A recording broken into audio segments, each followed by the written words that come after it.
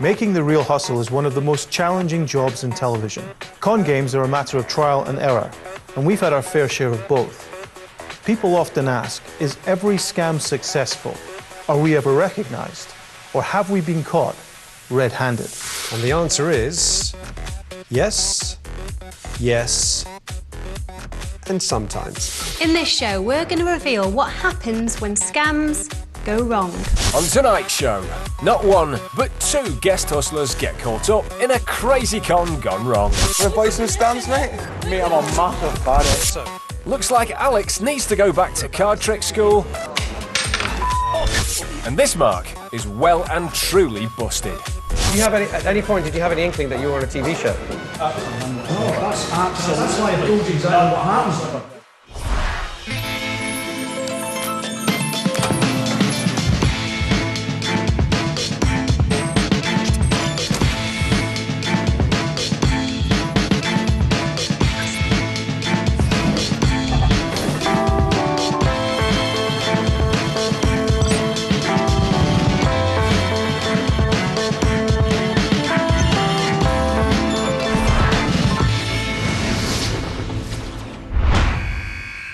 Every week, celebrities up for the challenge were invited to join the hustlers to see if they could cut it as con artists. Our stars featured in lots of successful scams across the series, but some of them didn't quite go to plan. In fact, some cons went so wrong that a couple of the most famous guest hustlers didn't even make it onto the show. One of the stars was undefeated world champion boxer Joe Calzaghe. Obviously in boxing you have to use a lot of mind games and try and trick your opponent to believe you're even more confident than you really are. So hopefully I can use some of them qualities today and what I'm going to do, you know. I'm just going to enjoy this day and just do my best, and hopefully it's gonna work. At first, things went normally for Joe as he met up with Paul for the traditional hustle briefing. But little did he know, things were soon to go horribly wrong. All right. How you doing? Good to meet you. Welcome to Glasgow. It's good to be here. It's not the greatest part of Glasgow, but it does have character. We're going to have a fight. Am I? Well, actually, you're not. None of us are going to fight you. It's going to be a fight between a very dodgy pawnbroker, a fine arts dealer, a very sophisticated type of guy, and in the middle is going to be you. Okay. All right, let's take a walk. Really good to meet you. Good to meet you too. Now listen, if there's a problem, anything kicks off, you're on your own. Okay. So far, so good. Hopefully, Joe won't be pulling any punches today in the Stamp Collector. For the first part of this scam, the hustlers were operating in a luxury hotel in the city centre. Joe was playing the part of an eccentric stamp collector, Mr Phillips. To avoid him being recognised, the hustlers brought along a cunning disguise. Fake facial hair, check. Fake leg brace, check. And a wheelchair, check. Joe and Polly waited in the hustle van as Alex got into position. He was posing as a well-heeled businessman, selling off a top-of-the-range laptop. Can I get you gentlemen a drink? And this guy was here to buy, making him the mark. But this scam's about to go horribly wrong before it even gets started. Busted. Take two. This time, this guy's the mark. Can I get you a drink? Would you like something to drink? I'll take a sip of a glass of water or something like that. Have a Diet Coke. That Coke and a glass of water? Okay, let's just get those three. He thinks he's here to do a bit of business with Alex. But this scam's actually about buying a rare vintage stamp. Sorry about that. I was going to ask you a favour. I'm meant to be having a meeting here with another person. I'm buying a stamp. Do you know anything about stamps? My dad collects them, actually. Really? Oops, that could be a bit of a problem. Alex pushes on regardless. Well, I've sort of been in collectibles and things like that for years, but I've never dabbled in stamps until recently, where we kind of realised there's a lot of, you know, some of them are worth a lot of money. So this guy who's coming, he's got one of these. So apart from selling off computers, Alex is also dabbling in the vintage stamp world, and is also here to meet a well-known collector who's selling an extremely rare stamp. 10 years ago, went for almost £20,000. So I've been dying to get my hands on one, and he's got one. But he's going to be here any minute, and I don't want him to think that I've gone away. He's in a wheelchair. He's got a broken leg. He's Mr. Phillips. If he comes in, you see him. Would you let me know that I'll be back in 5 minutes, 10 minutes? Yeah. If you see him, we'll Yeah. But listen, I'll pop off. So I don't want to keep you guys too long. All right. Cheers. Alex heads off to get the laptop, leaving the Mark to look out for the eccentric stamp collector. Not a f***ing stamp collector. But hang on a minute. This feels very much like a Oh, my dad collects stamps. Oh, penny rate. Oh, I know all about that. what do you call that programme? Well, Guess what his dad does? I know, we just heard. Real Hustle. Busted. The Marks recognised Alex. Sadly, Joe Calzaghe didn't get to deliver the knockout punch, and the scam went nowhere. The producer broke the bad news. Oh, really? Maybe you want some stamps? But keep watching to find out if the Hustlers did finally manage to sell someone that priceless stamp. Because of the success of The Real Hustle and the fact that it's been going for 11 series, what we just saw isn't the only time the Hustlers were recognised or rumbled. Stuart, do you know him? No, I think I recognise him. Oh, really? I think I recognise you also, though. Really? All right, then. If you've got any, like, cash on you that you could give to me, otherwise... Where's your friends? So I'll go away. Where's your face? You know my face? It's a hustle, yeah. I'll go away. Thanks anyway. Thank you. You know what we get up for the Real Hustle? Oh, everyone says that. After hundreds of scams, recognition became a real problem for the Hustlers, and they had to come up with clever ways of keeping their identity secret. Over the years, Paul, Alex, and Jess had to become masters of disguise. They've played fake sheikhs, hippy-dippy stall holders, high rollers, security men, mechanics, the long arm of the law, and dodgy down and outs. They've even resorted to dressing up as animals to avoid being rumbled. And Jess? Well, she's been blonde, dark, curly, jet set, and veiled. In fact, she's been everything from a cleaner to a wag, with stints as a barmaid, a charity worker, and a cat in between. Mistress of the quick change, she's even been pregnant a few times. Now that's above and beyond the call of duty, even for a hustler.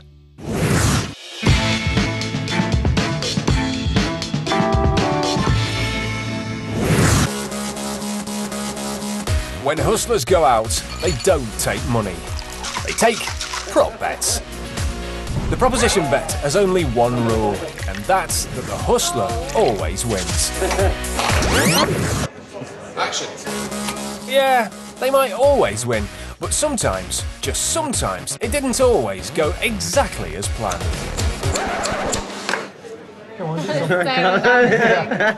Those are the biggest win on my face.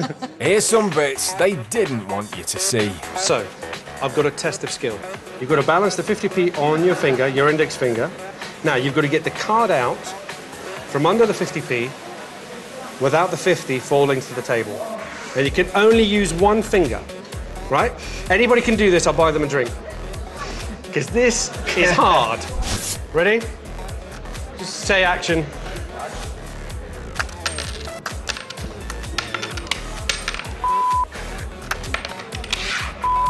Look at that, look how elegantly and beautifully I handle these. It's like, all right.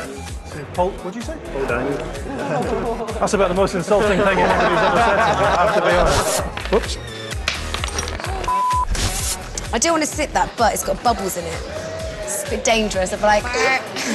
Of course, by the way, I didn't mention the fact that if I do get it, you have to go mental. Yeah. Take 27. Okay, ready?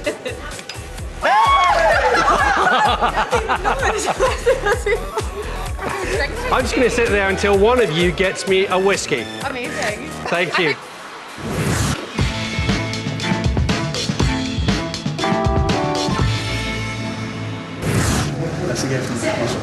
Earlier in the stamp collector, filming had to be abandoned when two Marks recognised Alex. Weeks of research and planning went down the drain, and guest hustler Joe Calzaghe didn't even make it out of the van. And that wasn't the first time they tried it. Here's what happened a few weeks earlier with another special guest. That time, it was this guy who was the Mark. Apologies for the delay. Yeah. Luckily, He didn't recognise Alex, so the next part of the scam kicked in. He'd come to pick up a laptop. Alex told him he had to pop out to collect it, but asked the Mark to keep a lookout for someone else he was due to meet. A stamp collector. Yep, that's right, in a wheelchair. Funny that. And here he comes.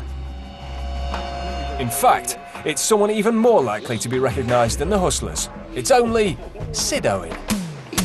Excuse me, I thought, you know, being in Scotland, all right, maybe they don't watch EastEnders as much.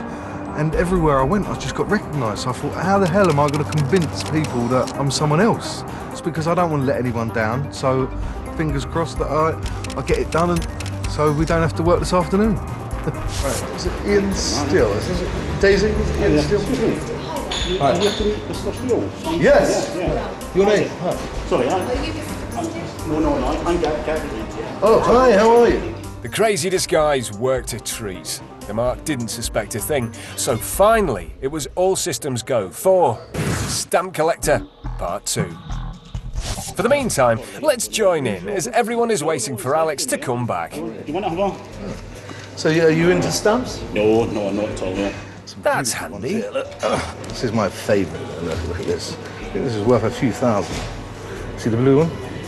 Oh, look, this is 1966 as well.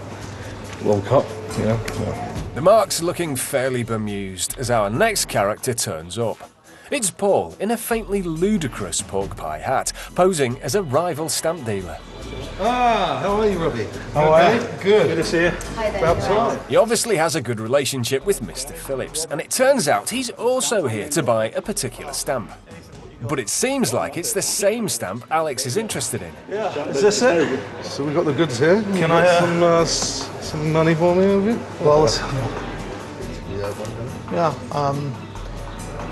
You know, I spoke to someone. I think I can probably move it. Really? You know, probably looking at about $1,000 to you. $1,000? Yeah. Right. I mean, you know, I've got to make something. Okay.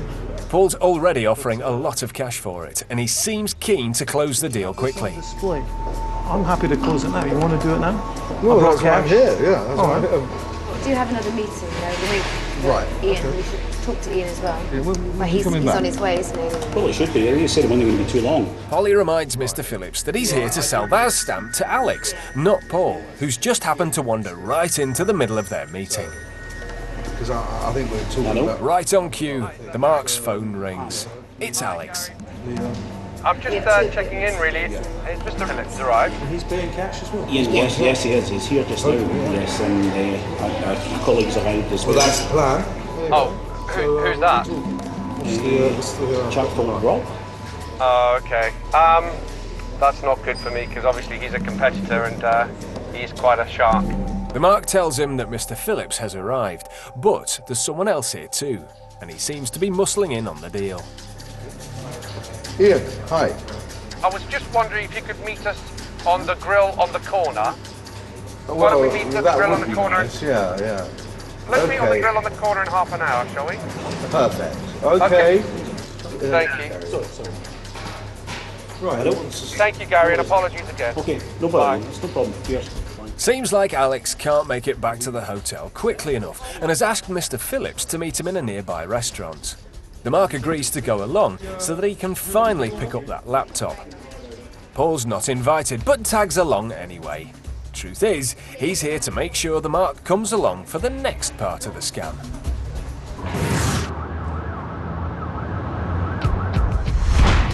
So the Mark and Mr Phillips are at the restaurant, waiting for Alex. Dodgy dealer Paul is still hanging about like a bad smell, desperate to nab the stamp from under Alex's nose. If you want to do the deal right now, I can go to 1,500. I think I should just wait for Ian. He ups his offer to £1,500, but Mr Phillips is still keen to wait for Alex. After all, he's a gentleman of his word, and that's only fair. And here comes Alex. Hey, how you doing? Ian? Yeah. Yes. Go on. Right. My assistant's going to... Apologising yet again to the Mark for the delayed laptop, he then gets straight down to his other business, buying that very rare stamp. Can I see the... Yes. Okay. This is the one that I inquired about. Yeah, that's the one that I'd very much like to Can I ask what you're interested in paying him? I would say I'm happy to make you an offer here of 1,500 if that's acceptable. 1,500. Yeah. The stamp's a cracker, and he's happy to offer £1,500 matching Paul's offer. Well, hold on. I mean, that's the same offer I made while we were waiting for you, wherever you were. Well, I had to go out on business that I have with each gentleman. So, you know, 1,500 would be the deal. I could do it cash. Well, I can do it cash. You can do cash? Absolutely. Well, cash. I'm here prepared to do me. cash. It's all getting a bit ugly now. In fact, Paul starts an all-out bidding war and pulls out a massive wad of cash. If you're serious about selling. Well, I've come here to see you, haven't I? Yeah. I can give you 3,000 in cash. Right. Okay. Today. And that's it. He ups his offer to £3,000, which he puts in an envelope. All right, could I just ask, with all due respect, because I feel that I set up this meeting and it's kind of been hijacked a little bit. I agree, but we've done a lot of business together over the years. And we've never done any business. And there's plenty more business to come. Can you just give us a couple of minutes? Is that okay? You got £3,000 there, yeah? Well, look, my money's on the table. Right, okay. Just give us a minute and then all right, we can talk to Ian and... I don't know this guy, but my money's always been good. Okay. Okay? Cool. Paul then goes outside, leaving a very stunned table. Oh, that was a bit intense, I thought. I'd say. Yeah, well, he's a bit pushy, isn't he? Yeah. Alex now goes in for the kill. I think £3,000 is a very good offer. Right. But I don't think you might realise the value of what you have. Sounds interesting. It is interesting. Do you know what the last one of these, which came up on auction, sold, and it was sold in about 1990? No. Okay, as you can see, it's got the same cancellation mark, which is what makes these of high value. This fetched £19,500. So I don't want to see you enter into a business deal where you're going to lose a lot of money. Right. Okay. What's the bottom line? If this sold for 20,000 in 1990, it is not illogical to presume that we can get 30,000 yeah. or more. So if I give you 1,500 today, and I give you 15% of the sale price, then you stand to make considerably more than £3,000. Yeah, but I need cash. Mr. Phillips likes Alex's deal, but he's adamant he wants £3,000 in cash before he leaves the restaurant. But you do realise that what I'm offering you is a little bit more, right? But that's what I've come for. Okay. Alex only has 1,500 quid. Where on earth could he get another £1,500 at such short notice? Can you give me 2 minutes? Yep. 2 minutes. What's that? Well, the gentleman here, he still wants £3,000. Alex now turns his full attention to the mark. What I was going to ask, I have 1,500. I believe you carry 1,500 as well? That's the cash he's brought for the laptop. If I can get an advance payment, so to speak, done, and I'll make it worth your while, but I'll offer you 5% of the sale price. He's going to buy it anyway, so it needs to be a bit more in it for me. You're offering the 5%. How much would you like? 10%. 10%? This guy drives a hard bargain. That was a bit easy. 10%. I know I can get a lot of money for this stamp. Well, I know what I like, and I like what I see right now. Okay, we've struck a deal. We're going to give you 3,000 cash. Okay. So we pay this man? 15. So the scam has gone to plan. The Mark hasn't recognised the Hustlers or Sid Owen, and he's just handed over all that cash for his share of a worthless stamp. But this scam hasn't gone to plan. In fact, something has just gone terribly wrong. Something even the Hustlers weren't expecting. Alex takes a closer look at the Mark's cash. It's clear from his face that he knows something isn't quite right. Someone help us. Oh, sure, yeah. But ever the professional, he puts the money away and leaves, together with Polly and Sid. But on his way out, he's talking to the show's producers over his radio mic. Guys, that money looks faked, that money, okay? I think we're being done by him right now. That is fake money that he gave us. The producer goes over to speak to the Hustlers and examine the money. we've been given paper. This guy's doing something.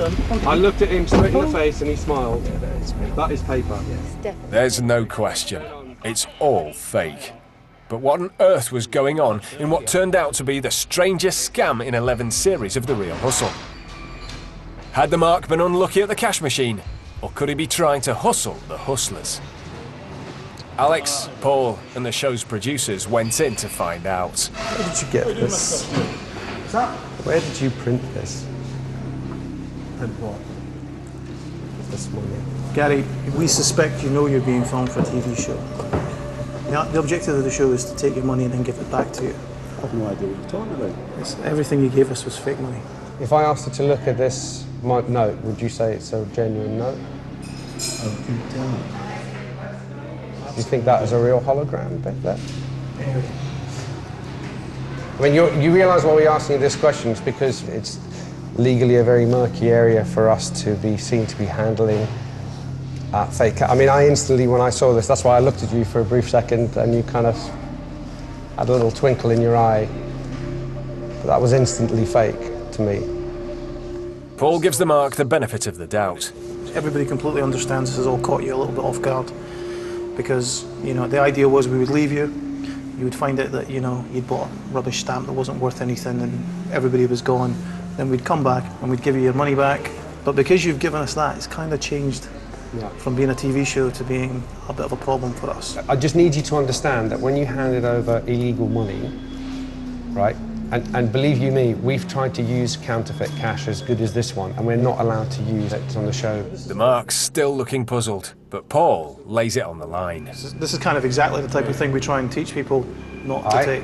So that we're kind of in a way trying to protect you No, I know from what you're this. saying, I know what you're saying, right, guys. Okay, hands up. So tell me what was going on and then we'll understand. What was going on? I wasn't totally 100% convinced. I actually didn't believe the deal was real. I didn't think the laptop was worth £1,500. Right. To be honest with you. So he claimed he'd smelt a rat all along. Seems like he simply didn't believe a second-hand laptop could be worth such a high asking price.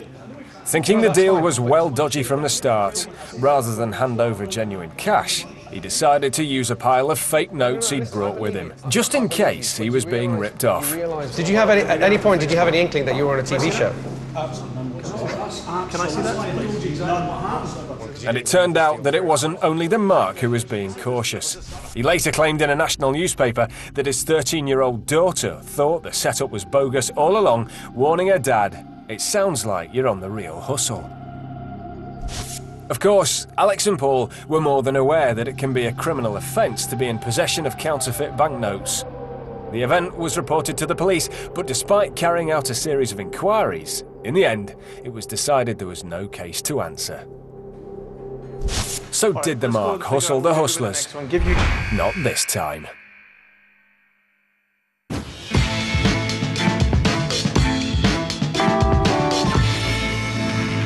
So scamming unsuspecting Marks out of their hard-earned cash can be a very risky business, and things don't always go to plan. Even well-seasoned con artists like the Real Hustlers get it wrong sometimes. The thing is, have you got money in here as well? Put your money in here as well, and then you can just look after it all together. Is that okay? This scam relied on Jess sneakily switching an envelope full of the Marks cash for one stuffed with newspaper. Her bag had been expertly doctored with magnets for the con, but the eagle-eyed Mark noticed poor Jess fumbling with the bag, and it wasn't long before she was rumbled. Excuse me. Sorry, someone's going to come and talk to you actually on the TV show. The key to this scam working was Alex managing to persuade the Mark to let him borrow her mobile phone. Not a massive ask, but despite Alex's best efforts, she was having none of it. Let them know where I am. Oh, I can send a text, is that all right? I would like, I don't mind, but... Can I try? Oh, no, dear, I've got no money. She admitted afterwards, however, that she'd had credit on her mobile all along. She just didn't trust Alex. Quite right too. Excuse me, just found this ring. It doesn't happen often, but sometimes random Marks just happen to be too well connected. In this scam, Jess was claiming she'd found a diamond ring outside this shop. Unfortunately, it turned out this guy was mates with the owner.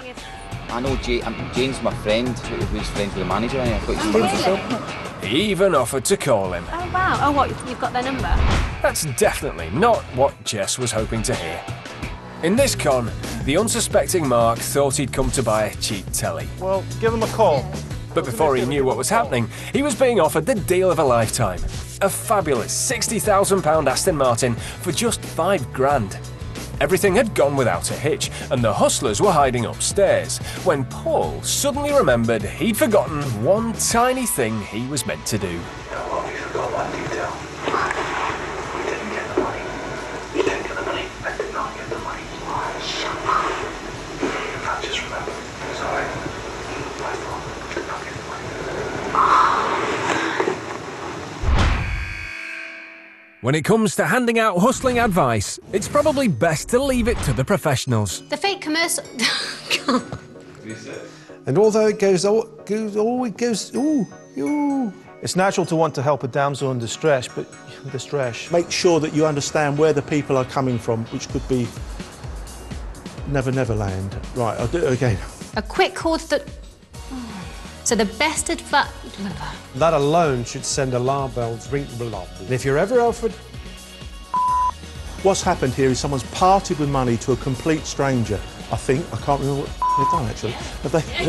It's very difficult not to remain... No. Go back.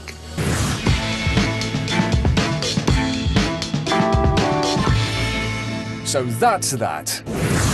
This is the real hustle. The original real hustlers, Alex, Paul, and Jess, and new recruits Polly and Jazz, have scammed their last marks for now.